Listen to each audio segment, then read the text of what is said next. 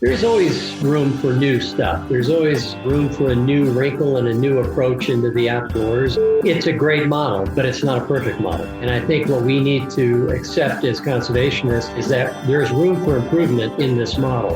It really exposes the animal rights organizations for the frauds that they are and what little they actually do for any wildlife or animals. If you don't have that, the lions are going to be gone. They're going to be relegated to the parks, and that'll be the end of it. There will not be lions outside of the parks. They get it. They understand there's got to be something big and different and bold. And we have to do it soon because, frankly, I think we're on the clock. This is Chris Dorsey of Sporting Classics Television, and you're listening to the Wild Initiative Podcast.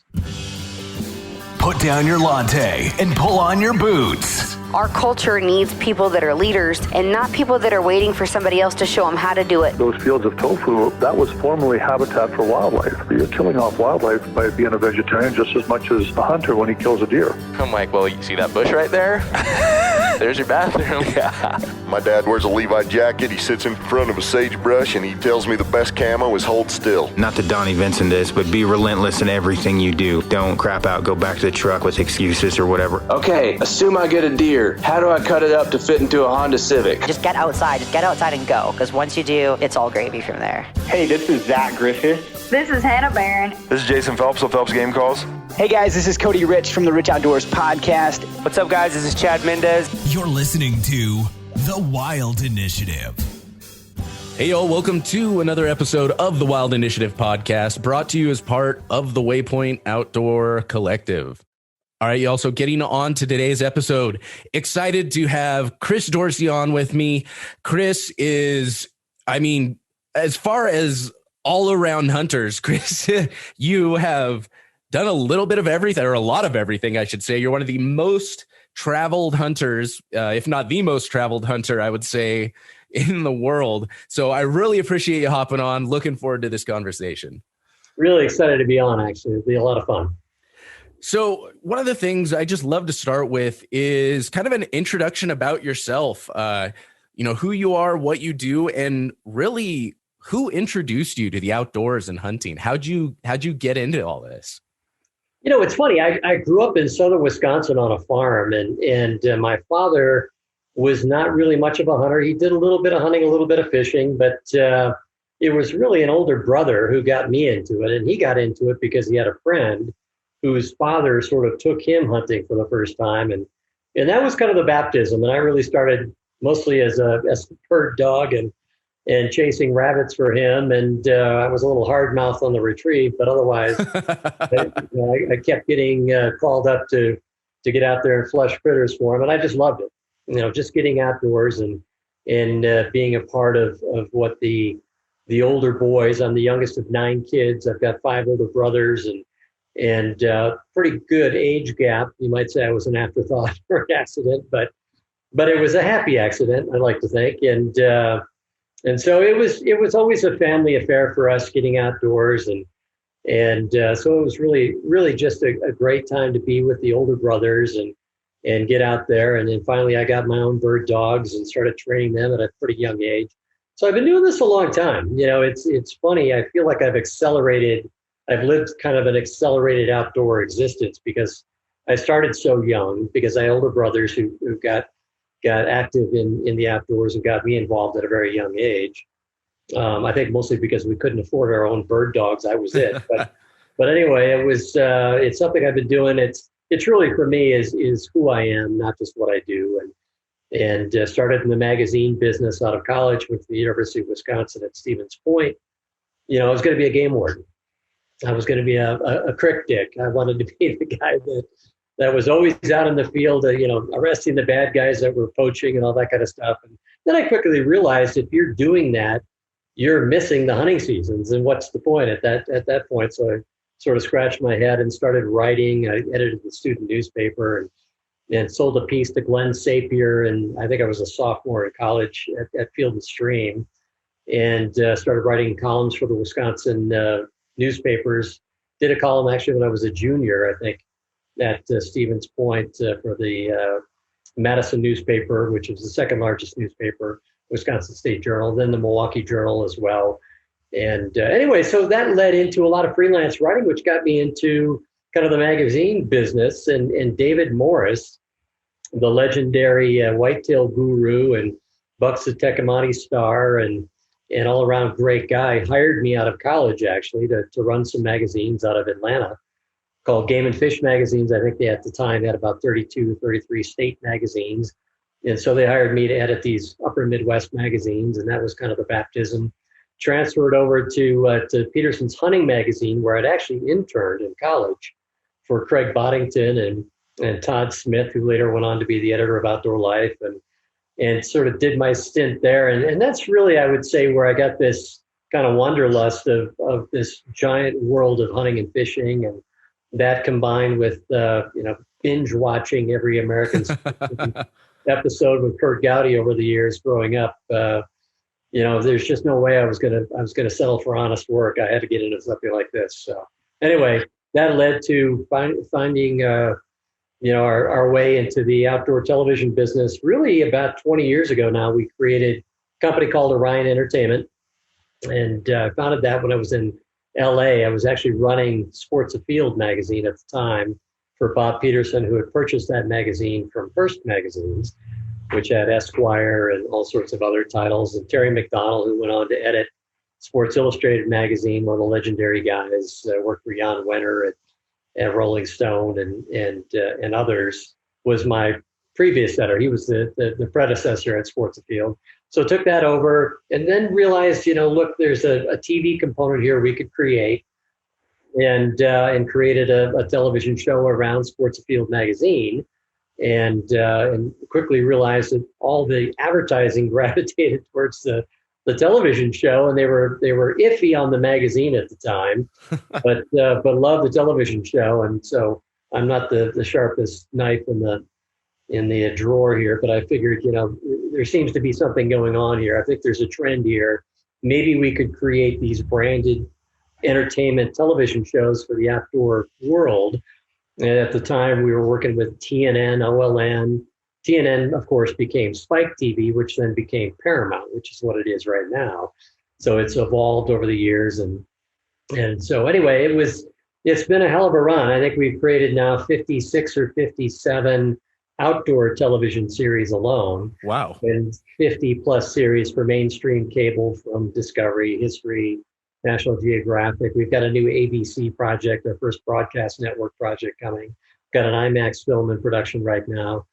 And so I'm writing books on the side, hosting this Sporting Classics television series, which has become my guilty pleasure and my side hustle, I guess. But anyway, it's been a lot of fun. It's been a good run, and anything to keep me outdoors and active in the outdoors is something I enjoy, and I love it all. We have a lot of specialists, I think, in this world, and just whitetail deer guys that are better whitetail deer hunters than I am, better trout fishermen than I am, better bird hunters than I am, maybe. But I don't know of a lot of folks, frankly, who have done the breadth and scope of the sporting life.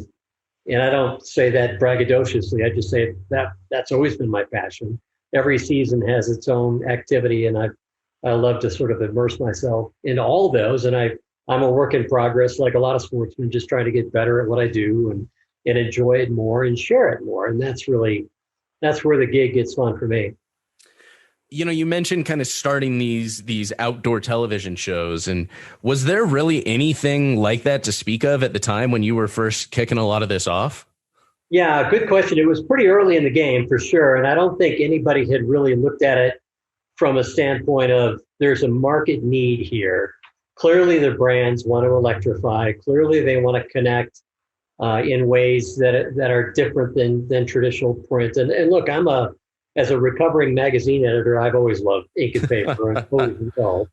And I think it still has a great place, particularly in these niche outdoor markets. I think print's doing just fine. Thank you very much. But it was really kind of fun to look at it and go, Benelli and Beretta were really quick to jump into this television space and say, look, we can give our brand personality. We can showcase the features and benefits of a firearm, of our product lines, really better in video than we can any other way. And when it comes to a medium moving somebody to the point of purchase, pretty damn tough to beat video, whether it's online, whether it's in television, streaming now, all those kinds of things. I mean, video really is the universal donor of content, and I would contend still is and probably always will be. So as a video content creator, we're fairly agnostic. Do we really care if it's on television or if it's streaming or if it's in a podcast or if it's, no, we really don't. It's wherever somebody wants to get their content, their information, their fix of entertainment through any source, we want to be there. We want to meet them where they live in media. And so that's kind of what we've done. There were certainly other television producers out there, but most of them were sort of doing their show, right? It was Jim Shockey doing a show and doing it very well, very successfully, and building his own model. But what we said was, we think we could transport this to a lot of different brands, bring a lot of different television personalities into it, and sort of grow the entire category into something meaningful. And I think we did. I think we've had a lot of success with it over the years, and it's evolving. As you know, you're living proof of how it's evolving. And leaving Los Angeles and jumping into the wilds of Montana and going all in, I think is fantastic. And it's fun and funny. When I lived in Los Angeles, editing Sports Afield magazine and also on hunting magazine staff, both based in Los Angeles, which was interesting in and of itself. But we would find people all the time that we would baptize into the shooting sports, take them out fishing, take them over to Catalina and catch mako sharks on a fly and watch them just, sell everything they own so they could buy a boat. Or take them shooting and hunting and they would buy guns. A dear friend of mine, a Jewish kid from the Valley, who we stayed in touch over the years. He and his wife are good friends of ours. And he had never been exposed to firearms, had never gone hunting, and we got him involved. He's a very athletic guy, and so his hand-eye coordination was good. He had success shooting, and now he loves it. He's just all about it. So it's fun to see people who come to it a little bit later in life, because I contend that they fall for it a little harder sometimes than folks who grew up with it. So anyway, that's my story. I'm sticking to it. So have you seen in the years that you've been kind of developing this outdoor media and especially, on the video side of things, television and streaming video, have you seen a shift or a change in the type of storytelling, the type of content, how it's being presented, what's going out there? Yeah, I mean, I think everybody has their own take on the space and the lifestyle and what they get out of it, what speaks to them, and consequently, that's what you want to share, right? You want to share what is meaningful, and sure, it's always nice to shoot a big animal if you're hunting. It's always great to catch big fish and lots of them, but I think there's a great deal of diversity out there now, and I think Ranella has done a great job with the meateater concept. And I was tracking him a little bit when he was at Travel Channel. I remember meeting with the Travel Channel guys because we were pitching some different shows over there. And I said, I really like forget even the name of that show, what it was called, but that was way before meateater, right? He was doing sort of a travel show that involved a little bit of hunting and fishing and a little bit of food. And I just thought it was clever and interesting and different. And I remember saying that to the Travel Channel guys, and they're like, yeah, the show's not doing all that great. I'm like, well, that's too bad. I think it's a great show. I hope it continues, whatever. But then he's evolved that into something that really is focused largely on the public lands and sort of the democracy of hunting, if you will. And I think he's ignited the locavore movement into something bigger and different than I think what traditional outdoor TV was. And I think that says to me that there's always room for new stuff. There's always kind of room for a new wrinkle and a new approach into the outdoors, and just let your own focus group of one be the guide to create something fresh and different. And I think, for me, it now has evolved into family. I mean, I've got two boys who are 15 years old who the force is strong in those kids when it comes to the outdoors. They're much like I was at that age, although they have a hell of a lot more opportunities than I ever had at that age. But they love it. And yet, they're twins, but they're completely different in their love of the outdoors. One loves to big game hunt and is a terrific rifle shot. One's a fly fishing absolute nut, tying his own flies. He's good at it. He can double haul. So they're growing their competency, but they're also growing as advocates, and they're also growing as people who understand in this category. You have a great deal of responsibility, I think, to give back to conservation, to be a voice for conservation. And I think that's one of the really great things about hunters and anglers in America, unlike anywhere in the world, and having traveled a good bit of this planet, doing hunting and fishing activities, you just don't see what you see in America when it comes to private conservation organizations giving back, the Pittman-Robertson Fund, the self-imposed excise tax that we hunters said we need to tax ourselves to raise money and really save wildlife in North America, not just game species, but the habitat that benefits all species, and including endangered neotropicals and non-target species. So I think we have a great story to tell, and I'm proud to be a part of that community that has done that. And I think it's always a work in progress. I think we always have to get better. People talk about the North American model of wildlife management, wildlife conservation. I call it the American model. I love our Canadian friends, but let's face it, the genesis came from the United States. The money came from the United States. The vision to create this came from the United States. So I don't want to get too proprietary about it. And I love Shane Mahoney, who I think is the one in Canada who coined it.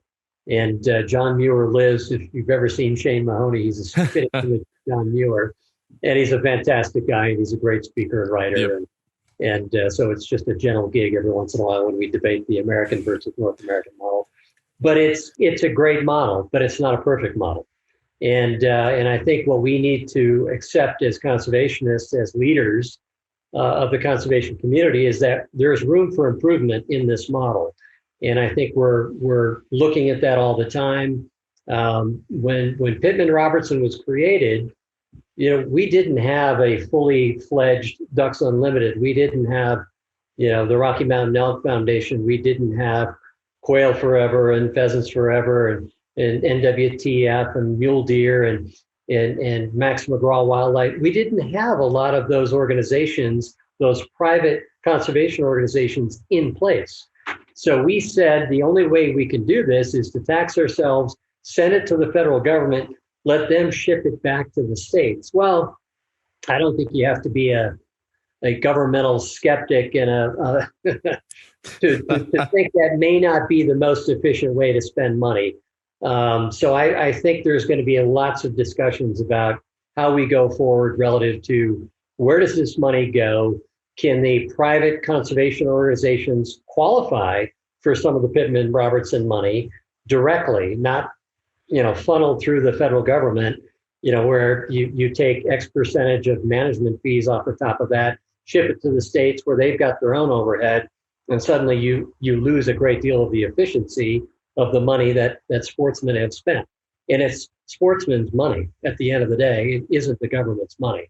So I think there's going to be a lot of discussion about that. And you're seeing a lot of people now talking about accountability at the state level, at the federal level, with all this money flowing in, are we getting results? And again, I go back to the North American model, and it's a fantastic model, but let's improve it. Let's keep making it better. And that's something. I sit on the board of the Congressional Sportsmen's Foundation. We've had lots of debates about that as well, lots of discussions, and that's really an industry board. That's a lot of the manufacturers in the industry, the big manufacturers sit on that board. So it's something we're all looking at, trying to get better and trying to get better results on the ground. So with the amount you've traveled, and I feel like you have a very unique insight on this. You're very well versed in what we have here in the United States, and I guess we'll include Canada with that.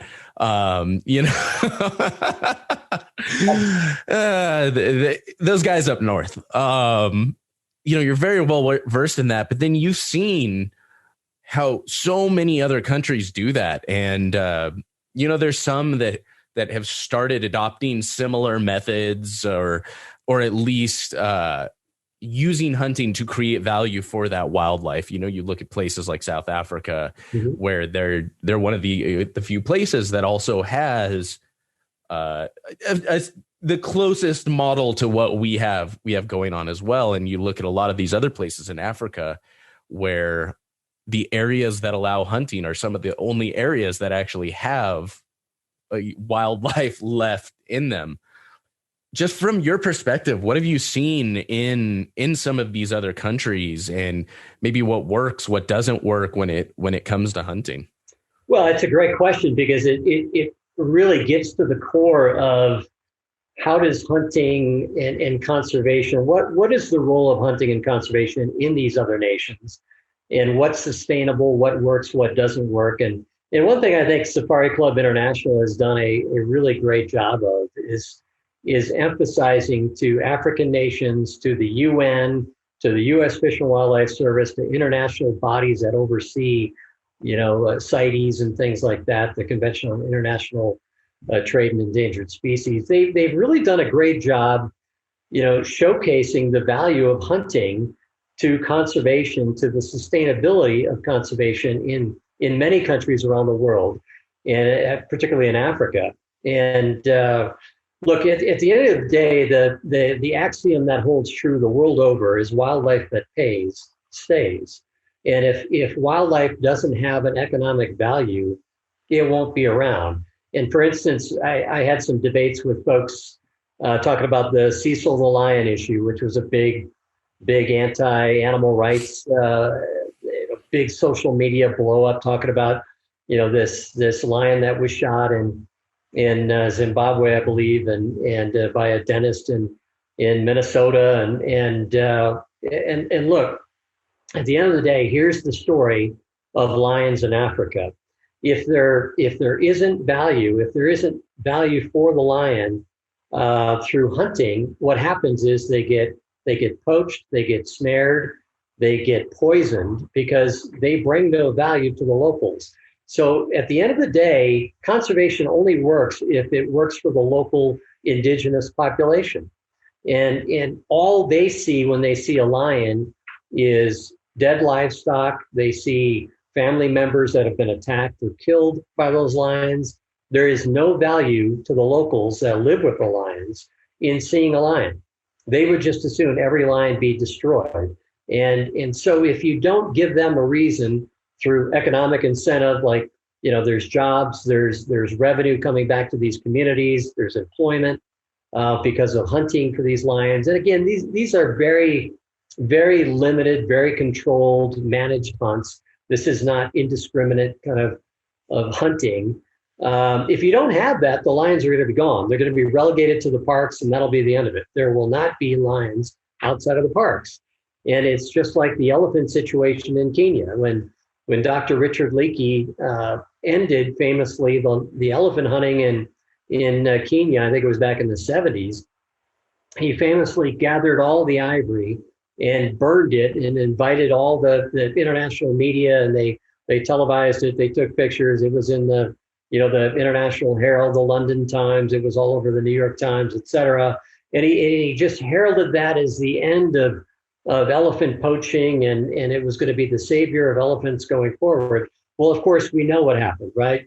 Mm-hmm. And we need to tell that story. What happened was, once you took the hunters and the professional hunters off the land, there was no anti-poaching teams. There was no protection for those elephants. The poachers moved in masse, and they slaughtered the elephants. And so Kenya is now left with a tiny fraction of the elephants that they once had when they had legal hunting. And so the illicit trade in ivory is what it is, and it's driven traditionally by the Southeast Asian syndicates from Taiwan to China to Singapore, et cetera, where they're still trading in ivory, and it's created a really sad story for much of Africa, where they've outlawed hunting. And I think what you saw in Botswana, which Safari Club was very, very instrumental in getting Botswana to reconsider. But Botswana had caved to the pressure of banning all elephant hunting. And quickly, again, the poachers moved in like they always do. I mean, this is a common story. Take away hunting, take away the incentive to keep those elephants around. And guess what? They won't be around. And here's what's going to happen. Poachers move in, they wipe them out, ship them off to China. And President Assisi, I think is his name, in Botswana, should be really applauded because he was smart enough to step back and go, this is bad. The local economies are suffering. The elephants are getting whacked. We have no control over stopping these poachers. We've got to bring it back and do it in a sustainable way. And he did. And you're going to see elephant populations flourish in Botswana and stabilize. The poaching will stabilize. So really, without hunting and that economic incentive to hunt, these animals just aren't going to endure. And that's what I see all over the place. I mean, where you've got nations that have well-regulated, well-controlled, well-managed hunting, you've got flourishing populations. And where you don't have that, where you've got so-called protections, where they've caved to the animal rights organizations, largely in Europe, they're in free fall. They're being snared, they're being poached for ivory and rhino, et cetera. So it's, I would think after a while, if we tell this story enough, if we show the evidence enough, the world will figure this out. If you really give a damn about these animals, you would allow hunting. You wouldn't ban it. And that's really the bottom line. Well, it just blows me away because you say that, you say like, if we keep telling this story, and I'll admit, we as a hunting community have not been telling the story as well as we should or in the right way. The anti-hunting community knows exactly how to spin a story. They use that emotion. We tend to just fall back on like, well, here's the cold hard facts. How can you disagree with this? And then they come in with feelings, but I have feelings.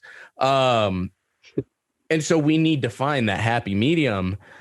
But it is so aggravating that sometimes it doesn't matter what you show someone. And I just got into this with someone recently that I used to consider a friend on social, who recently was posting about an elk hunter that died. He made a bad shot, went and tracked the elk, and went to finish off the elk, and the elk gored him to death. And this just happened this year. Mm-hmm. And a former friend of mine, as I'm driving down to my elk hunt this year, posted, he's along the lines of how happy he was that this elk hunter died and how he deserved it and all hunters should meet the same fate, kind of a thing. And I laid out the facts and I told him the story, and I'm like, hey, and I refuted everything he said. And his whole argument was, you're stupid. You're an evil person. These facts don't mean anything because I have feelings. And I just don't get it. I mean, I'm an emotional dude. I'll get worked up about some stuff. But when the facts are in front of me, I'll at least consider them. And I don't know how you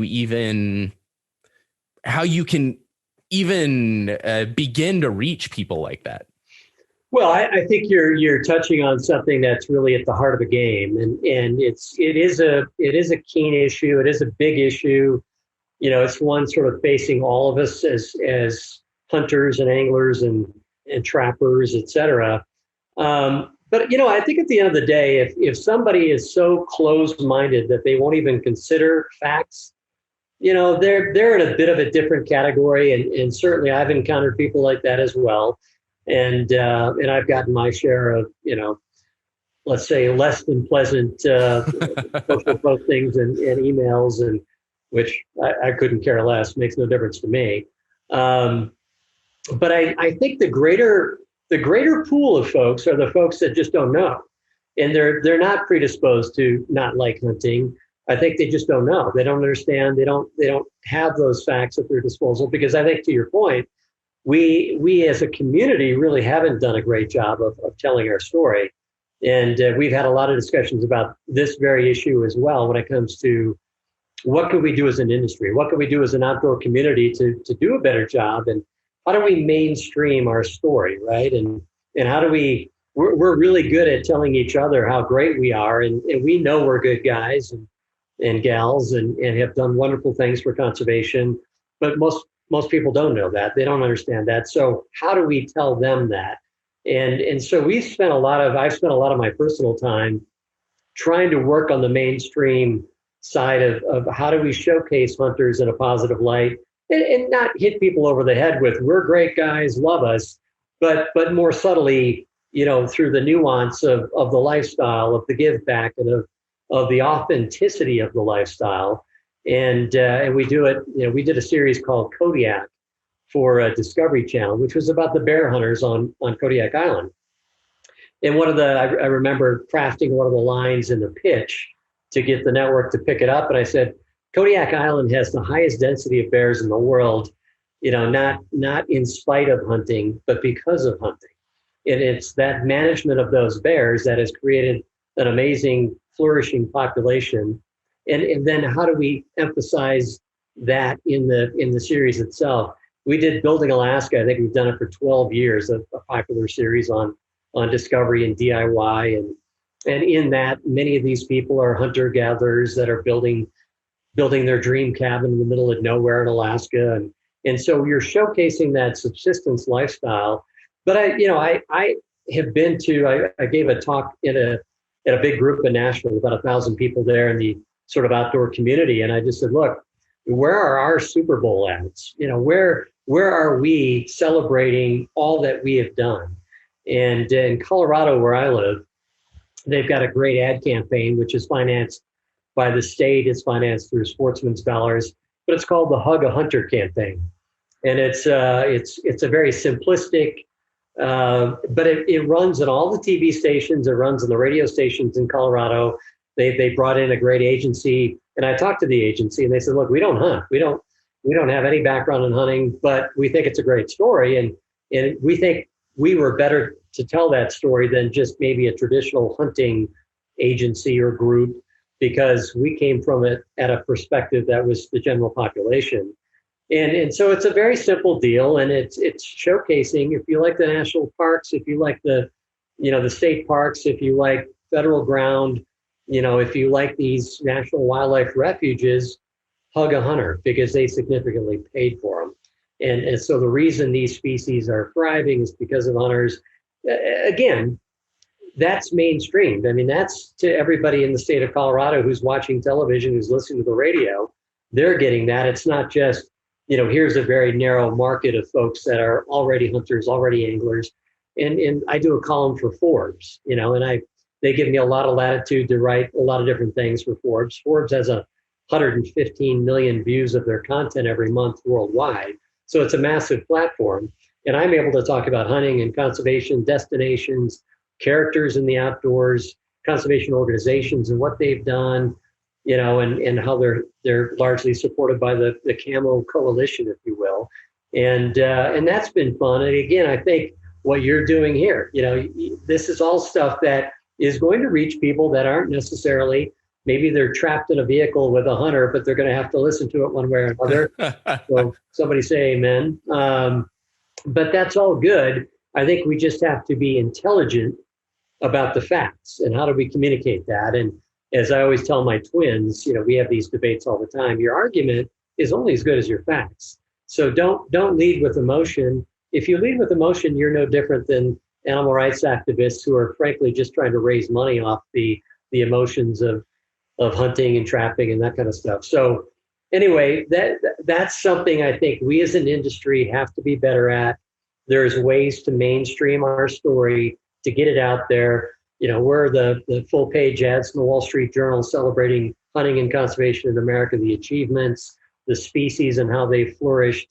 The Shooting Sports Foundation, I think, has done a great job of creating all sorts of facts and a database, a wealth of information that if we take that out to the mainstream, it'll catch on. We just have to do it at scale. We have to be out there all the time. We need our own speakers bureau of people that know what the hell they're talking about, who can go on NBC News and Fox News and whatever and be talking about issues like Cecil the Lion. There will be another Cecil the Lion-like issue And who do we have teed up to tell the story, to really speak for what the reality is on the ground? And so hopefully we'll be prepared. And those are the discussions I have all the time with industry leaders. Well, you're so right. And we so have a tendency to, you see these RMEF, like they have these infograms that they put out, and they're fantastic. And they are really well put together. They tell the story clearly and concisely, and they're well produced. And the only place they ever run is on the RMEF YouTube channel, or, in between some sort of hunting show or whatever it happens to be. And heck yeah, that's all good. But it's like we're just patting ourselves on the back. It's all self-congratulatory. It's the pastor preaching to the choir. We don't need that. We need to push, and yeah, it's going to cost more money. It's going to be harder to get in, but yeah, you're right. We need to push, and we need to have a commercial break on a mainstream TV show where we're not trying to sell anything. We're just spreading that message. And it's important to get that story out. Otherwise, yeah, it's just. Well, you're exactly right. And it's, it's amazing to me now. And I've been kicking these tires for 10 years at least. And it's amazing to me now how many people have come to the exact same conclusion you've come to, that we've got to be taking our message out to the mainstream. We've got to do it on a scale that matches the frequency of the animal rights or surpasses it. We have a better narrative. We have facts on our side, but we've got to challenge what they're doing. And there's a great website some of your listeners might know of already, called humanewatch.org. But it's financed by a very wealthy guy. I think he's out of Baltimore. But you go there and it really exposes the animal rights organizations for the frauds that they are, and what little they actually do for any wildlife or animals. The Humane Society of the United States is, in particular, of course, they were convicted of federal racketeering charges, which most people don't know of. So next time your grandmother wants to give them some money to save the cats at the local pound, just understand they have nothing to do with saving animals at a shelter.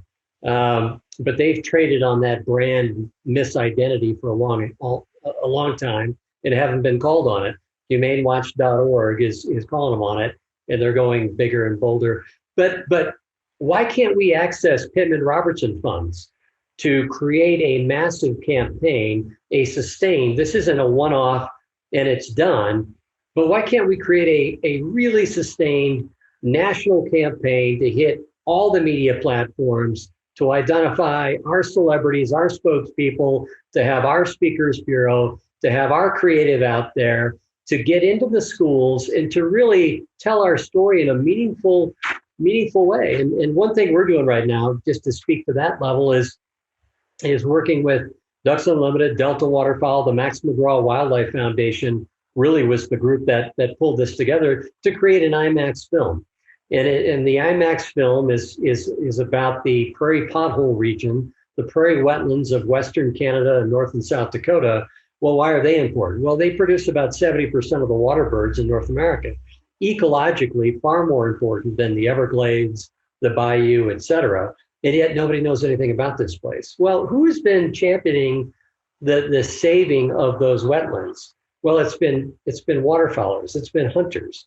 And it goes back to the genesis of Ducks Unlimited and Delta Waterfowl, shipping money into Canada to save those prairie wetlands, and working legislatively to create, conservation reserve programs, wetland reserve programs to help save those really vital habitat systems. So, again, those are all things that we want to showcase in the film. We want, number one, people to know how important this area is, what a rich treasure it is, and you've never heard of it. Very few people have even ever heard of it. It's a very unique ecosystem left over by the glaciers, and it's now this amazing nursery of bird life in North America, and we've got to sustain it. We've got to protect it. We've got to grow it if we can, in terms of bringing back some of the wetlands that have been lost.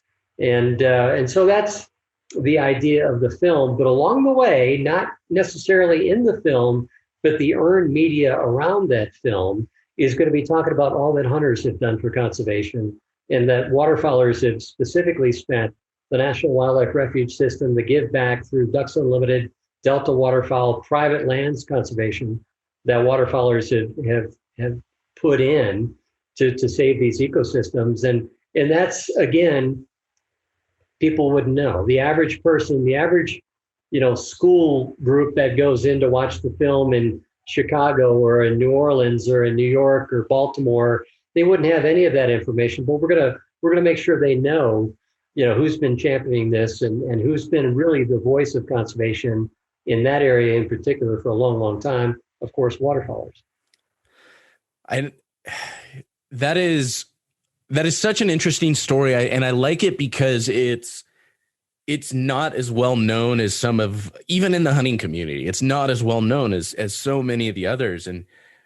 But I feel like, there are so many of those stories that can be shared that are really fascinating, even from a non-hunting perspective, that non-hunters can look at this and be like, oh, that's wild. I didn't even know that area existed. And, and we have so many of those stories, and, projects like what you're putting together with this, or you're helping to put together with this IMAX film. And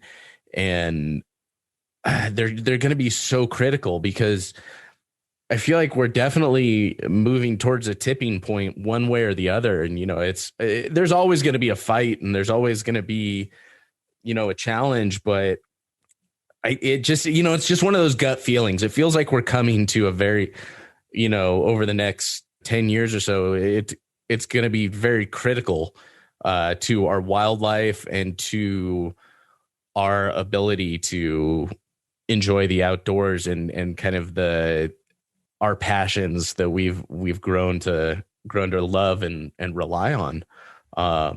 Well, Sam, let me use you as a focus group of one. If what would you say to the industry saying maybe it's time we created or we hired a mega agency, a really powerful media agency that has every outlet on speed dial, has relationships with everybody, can be anywhere, anytime, and we developed creative that celebrated all facets of who we are, what we do, what we've given back, the transformation of the American landscape by virtue of what sportsmen have done over 75 to 100 years. What would you say to that? And if we were to go to, the federal government and say, we want to carve out for Pittman Robertson funds to take X percentage and to use that, not to shove it to every state for them to create their own storyline, but to really focus it on key messaging, proof test that messaging, know what resonates with the average population, create that material, and then take it out on scale and sustain it. Well, and one thing you may not know about me is, because we didn't really talk about this, is I worked in the advertising agency world for about 12 to 15 years before I kicked off. That's what I was doing in LA. And so I have a couple of perspectives on that. One, initially, like, yes, that would be absolutely fantastic. The key is finding the right agency, because let's just say the majority of that environment that I remember was not exactly going to be the most receptive to hunting. And we want to find someone that will not take the job and then be behind the scenes working against us. My other reaction is working with the federal government and using those Pittman Robertson funds. I think you can't get something from the federal government without them wanting to control it in one way or the other. And I think the worst thing that could happen to a campaign like this is to have the federal government have any oversight over it whatsoever. And, this is me. This is then now my libertarian side coming out and saying, oh, the federal government, it's evil and they ruin everything. I mean, if you've ever been, let's just say if you've ever been to a federal website of any sort, God help us all. Even the state websites are bad enough. And if there was a way where we could do it to where it was privately controlled. We were granted some of those funds one way or another to use as, earmarked specifically for this campaign, but it was at, say, the discretion of this creative agency, to where it didn't turn into this, just bland, it's just bland kind of federal government thing. If, we were able to pick our lane, stay in that lane and just go full speed ahead, it would be incredible. I mean, it would be absolutely unstoppable. But there's a lot between us and there. I think the cautionary tale of the federal government is well taken. The point is well made. I think that the opportunity here is this is a self-imposed tax. This is not a tax that the federal government, we didn't have an obligation to do it. We did it ourselves. So to that point, that doesn't mean they wouldn't want oversight. I totally get it and agree with that. I think this is just a funding mechanism that we created, not the federal government. And whether it's a legislative move or however we need to carve that out and get access to it, or if there's a different way, and maybe it's part of the Great American Outdoors Act that just passed, the funding mechanisms that are built into that. But it's got to be at enough scale. It's got to be at a size big enough that we can reach the scale that does make a difference. And I think that's what I'm getting at. And yes, totally agree. You sure as hell don't want the federal government running your messaging and putting a thumb on anything. It's simply, how do we get access to enough funds? We're not lightly taxed. We're already paying a lot of taxes. How do we get real value out of those taxes is the question. And I think if you were to put this to a vote to the average American sportsman right now, that is the people paying into these taxes, I think they would probably go, hell yes, it's time. Let's tell our story. Let's celebrate it. And because they're all living in a world where they see it every day. They see their kids getting pushed back at their schools, their friends, wrinkling their noses at the idea of hunting, animal rights messaging here and there. So we're all seeing it as less than 4% of the American population now. We're surrounded largely by people who don't do this. So it's time that we figure out the mechanism, whatever that is, to be able to do it, I think. And I think the fact that you tweaked to it so quickly tells me there's an awful lot of people, and I've seen this now over 10 years of having these conversations with industry leaders. There's a lot of people going, we have got to address this. We've got to do it in a mainstream way. We got to get past telling ourselves how great we are and get that messaging out there. And it's been a huge driver for me for a long time. Yeah, I think there's so much value in it, and it needs to be figured out. Something needs to be figured out to make this happen, even if it's. I think there's good leadership in the industry. I think, Kyle Weaver, who's running the Out Foundation now. I don't know Kyle, but I hear very good things about him. I think they're on track. Laird Hamberlin, who's a savvy business guy, new guy running Safari Club International, knows what he's doing. The new head of Ducks Unlimited came in from Florida, congressman. Hear fantastic things about him as well. So there's some good folks, but the question is, Jeff Crane at CSF, Congressional Sportsmen's Foundation, I think they're all sort of wondering who's going to take the mantle. Where is the leadership going to come from? And that's where we're sort of stuck right now. And that's where, Johnny Morris, if you're listening, you may be our only hope here. The one guy this industry will listen to, instantly is Johnny Morris, because he's done so much for conservation and is sitting in such an important seat that I think it might take somebody like Johnny to get this inertia moving. There's a willingness to want to do something, but there so far hasn't been the one leader to step up and say, let's do it. Here's the plan. Here's the team. Let's roll.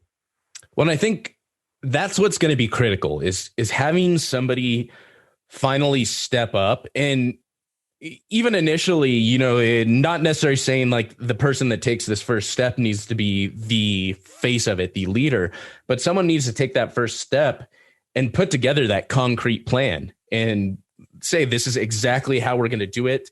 These are the people we're going to get involved, and bring that. Like, you need to come, if we want to tap into those funds, we need to have that plan set, built out. We need to have the brand book. We need to know exactly what our brand voice and messaging is going to be. And that also then helps mitigate any issues we run into with people here and there, and this person and this congressman or this, senator, whatever, wanting oversight over this. Because once we get them to agree to that brand book, we can say, listen, this is not in our voice. This is what we agreed to right here. Not that that's going to stop anyone completely, but I think that is what's key, is going and having that plan and somebody stepping up and putting that all together. And, you've got, I was literally just before we were recording this podcast, I was discussing something similar for a new brand that we're currently creating for my job. And so my mind, you've got the gears flying in my mind right now with this. Yeah, well, look, and again, I think in the outdoor space, it's going to take the big tent to do this, to be involved in this, but then it needs to be really savvy media marketing people and messaging creative types that take this out in a really compelling way. That's, again, done on scale, and you get the bigger groups like Ducks Unlimited. Adam Putnam, by the way, is the name just came to me, is the new head of Ducks Unlimited, who's a very, very savvy political guy, having been a congressman for many years, new mover and shaker in the industry. I think he's in a position to step up with a big conservation organization the size of Ducks Unlimited, and others. And there's plenty others out there, but they all have to come together. And I think what I'm seeing right now in the industry, the good news is they get it. They understand there's got to be something big and different and bold done. This isn't going to be a solution that sort of, we each talk to our youth groups inside of our own little organizations and our own little silos. It's got to be done much broader as a community. And we have to do it soon because, frankly, I think we're on the clock. I absolutely feel that. That gets back to kind of what I was saying earlier. I feel like these next handful of years are critical. It's, we're at a big turning point, and I don't think hunting's ever going to completely go away, but it's not going to be, it already isn't like it was. Yeah. And I think, you're right. We're in a critical time right now, and some serious moves have to be made to protect what we love. Well, let's get busy, brother. Dang straight.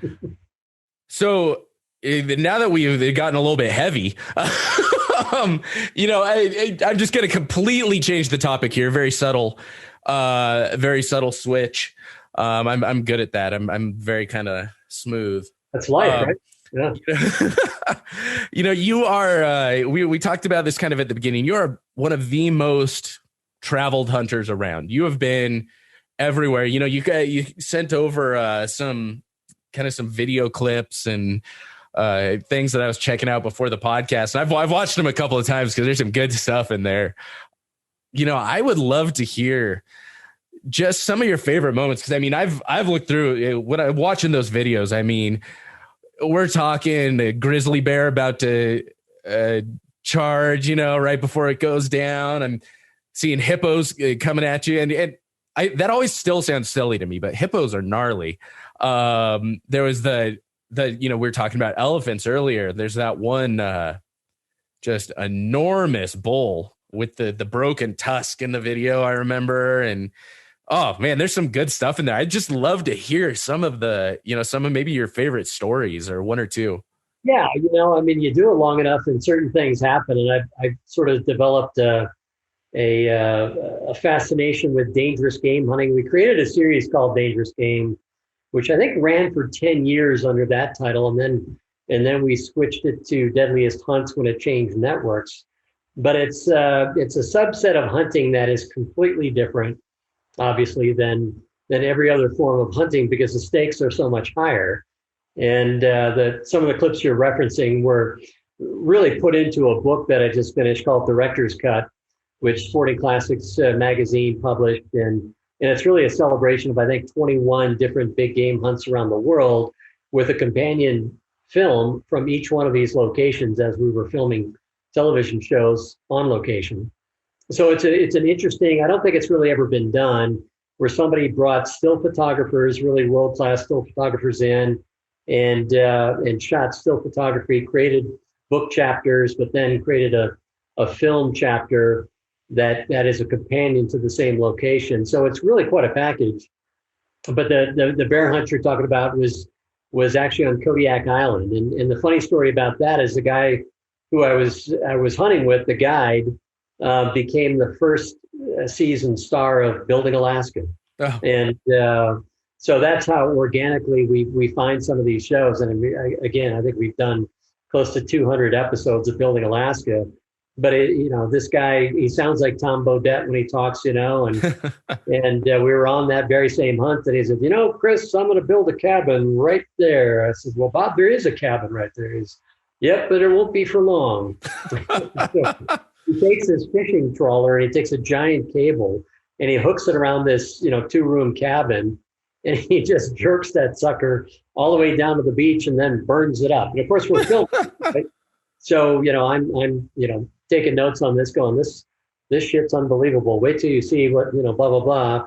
And I'm going to send it off to HGTV and DIY at the time. And I said, hey, let me know when you get a chance to look at this, because you're going to want to call me right away. And they did. And they said, yeah, we'll take 10 episodes. Let's do it. Let's keep building Alaska. I see these guys are nuts. I mean, how they build up here, they're using dog teams and they're using sleds and boats and helicopters and float planes to move their materials in. They're staring down bears and all that kind of stuff. And they're building in the most crazy remote locations. They're cutting their own timber. And anyway, so it became a really fun series. But that bear hunt, he said, I like to call in my bears.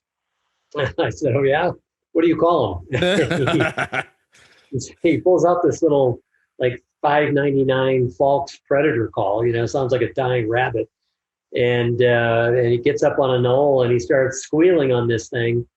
And sure as hell, this giant 10'4" brown bear just comes rolling up the hill, and it pops up about 10 or 12 steps away, but it's striding and it's coming up on a hill, and I'm focused on it. Camera guy is behind me, and he strides. So when he strides, his head drops below, and when he comes up again, his head is inside of 10 steps.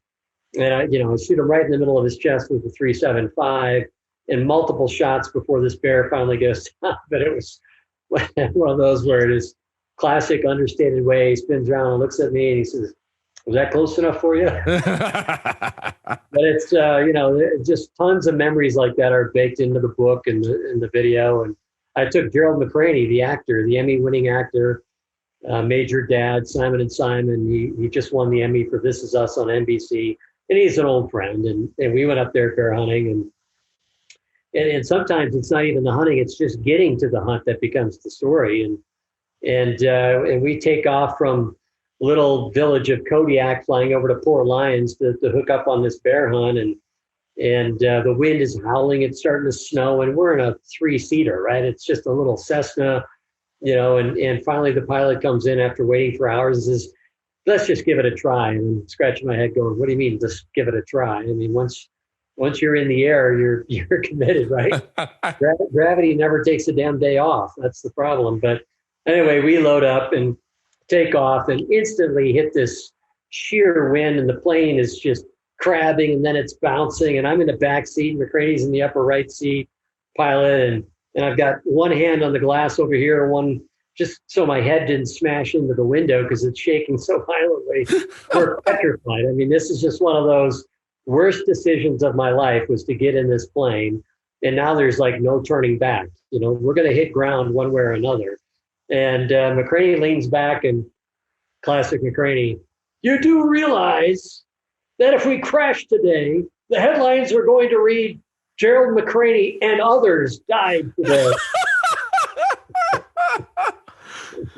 And over the din of the wind, it was woo. And anyway, we kissed the ground like the Pope and swore I'd never get in another plane again. But anyway, it was, lots of fun. Elephant hunting, we've had elephants come at us at about the same distance. I had one come through a tree, not around a tree. I wasn't anticipating, this 8-inch thick Mapani bush going flat as the elephant came over the top of it to get to me, and shot him at about 10 steps as well. And so, there's all sorts of those encounters that you just sort of, makes life interesting, I guess. Oh man, you got me grinning like an idiot here. Those are great. Those are absolutely great. So as we're kind of winding down here, one thing I always like to ask is, say you're talking with someone and they're like, I've always been interested in hunting. Thought it was really cool, wanted to get into it, but I have no background in it. I don't know anyone that does it. It's pretty intimidating. I don't know if it's something I can do. What encouragement would you give that person? Yeah, I mean, there's a ton of resources out there now. And I think, it's always nice to have a mentor, right? I mean, so much of this lifestyle really not requires necessarily, but it sure helps if you have somebody who's been further down the trail than you have and can kind of get you involved and demystify everything from firearms to, hunting regulations. I would love to see our state agencies simplify the regulations as much as they can. I think we've gotten a little carried away. I did an interview a few weeks ago talking about how game laws are a lot like taxes. Once you establish them, you can't get rid of them. They just never go away. And did we really need all of these things? And I look, the good folks in Colorado, and I think we have a great agency and good people, well-intentioned folks, but I would sure love to see about 20 or 30% of those regulations evaporate, simplify, and at the end of the day, that'll get more people involved because it won't scare the hell out of them.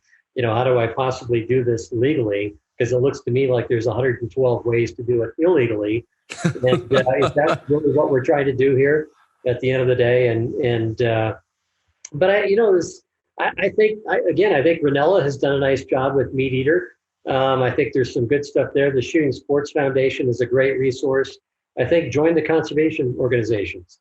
If you join a conservation organization, even if you're not a hunter, chances are you're going to be able to go to a banquet event. You're going to get to meet people who are hunters. And I don't know of anybody who isn't interested in helping somebody get started. It's there's nothing better in my world than taking kids, taking adults, baptizing them into the lifestyle, because we know how much it means to us and how much it's meant to us. And if we can share that, we'll do it. So those are tips I would certainly suggest. Awesome. Well, thank you so much for hopping on. If folks wanted to follow along with the adventures, where can they find you? Sporting Classics, TV, Instagram, Facebook is a good place. Of course, the Dorsey Pictures, if you want to see what else we're up to in terms of other television and films and things like that, DorseyPictures.com is a good one. But really great to be on, Sam. Thanks so much for having me. Thank you very much for taking the time. Cheers. All right, y'all, that'll do it for this episode of The Wild Initiative. Make sure to check out the show notes page at thewildinitiative.com. Get links to everything we talked about in today's episode. Big thank you to Chris for taking the time to hop on. Really enjoyed our conversation. Really looking forward to looking more into creating some sort of pro hunting campaign on a large scale. I really think that's something that could be incredibly valuable. But y'all, that'll do it for this week. Looking forward to next time. But until then, I hope this podcast inspired you to get involved, get outdoors, and plan your initiative for the wild.